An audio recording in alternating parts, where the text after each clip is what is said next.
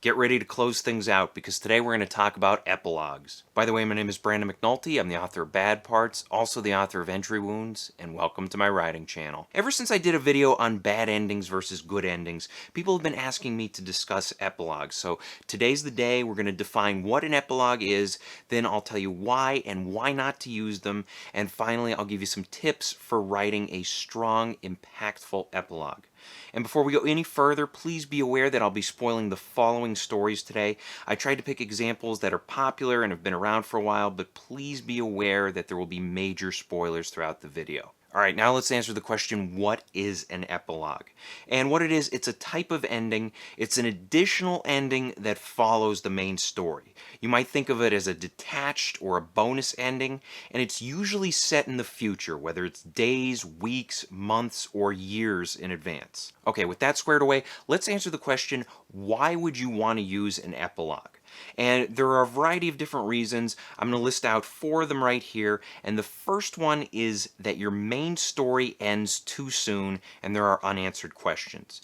And in this scenario, you'll want to use an epilogue in order to provide necessary resolution. You'll answer those questions, you'll tie up loose ends, and so on and so on. You might also want to use an epilogue in this case for creating emotional closure. If we have a situation in the story where we're wondering, will one character get together with another? Will they get married or whatever it is?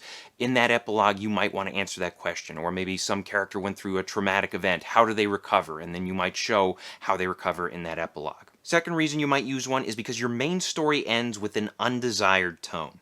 And sometimes when you're telling a story, it'll end with your main character suffering serious injury or even dying, or maybe they make a sacrifice that causes them to suffer in some way. And maybe you don't want everything to end on such a gloomy note. And what you can do, you can include an epilogue and you can show the character maybe leaving the hospital a few weeks later after their injury. Or maybe you show that their death enabled their friends to live better lives. You can end things on a more positive note. Third reason you might use one is to show the long-term impact of the story's events. And if your main story ends with a grand battle or a bold choice, you might want to show the results. What comes afterwards? What kind of reward or punishment do the character's choices lead to? And one final reason you might use an epilogue is to introduce an upcoming conflict. And if you're writing a series, you might want to use an epilogue in order to introduce future conflicts, maybe new characters, a new villain, a new threat, whatever it is. Just be aware that some audiences hate cliffhanger endings, so be careful with this one. Okay, we talked about why you might want to use an epilogue.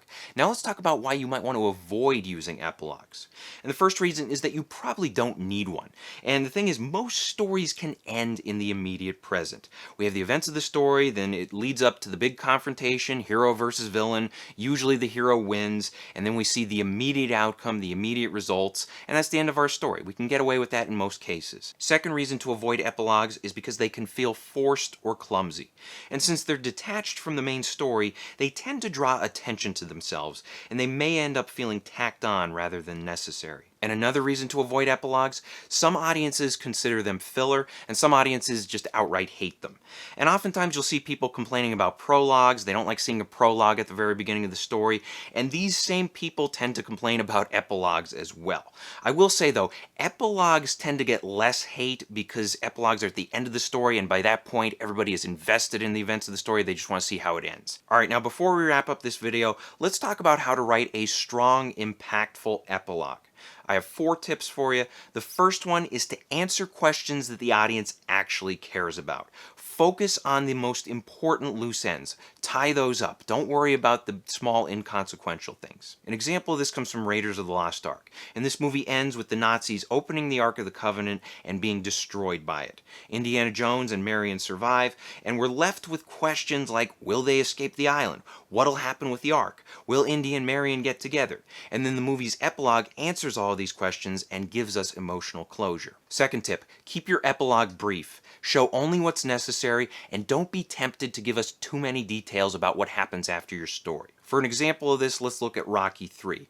And this is the movie where Rocky loses his title and then regains it with the help of his former opponent, Apollo Creed.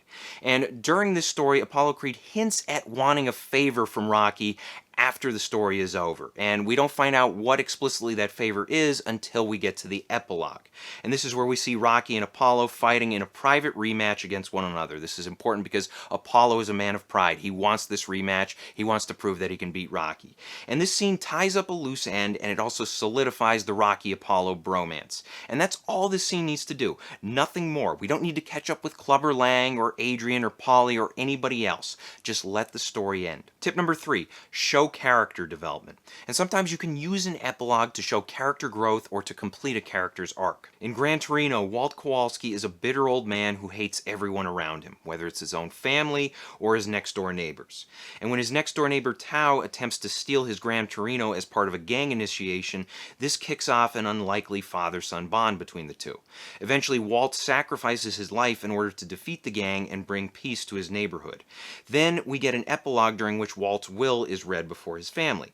And the Gran Torino is given to Tao, and at that moment it becomes clear that not only did Walt protect his neighbors like the soldier he once was, but he also considered Tao to be his family. And then tip number 4, show what has changed as a result of this story's events. Show how the world will be different now that the main story is over. For an example, we'll look at Avengers Infinity War. And this is the one where Thanos collects the stones, he builds the gauntlet, and he snaps his fingers to grant his wish, which is to turn half of all life in the universe to dust. And we see what happens to the heroes at the very end. Then we get a post-credit scene, an epilogue, where we see the effects of the snap in the everyday world. Cars are crashing in New York City, helicopters are flying out of control, and Samuel Leroy Jackson disappears before our eyes. We get a clear sense of what the world is going to look like now that Thanos' wish has come true. So I hope this helps. Question of the day, what's your favorite epilogue from a story? Let us know in the comments section below, and be sure to mark for spoilers. Thank you for watching. If you want to support the channel, please pick up a copy of either one of my books.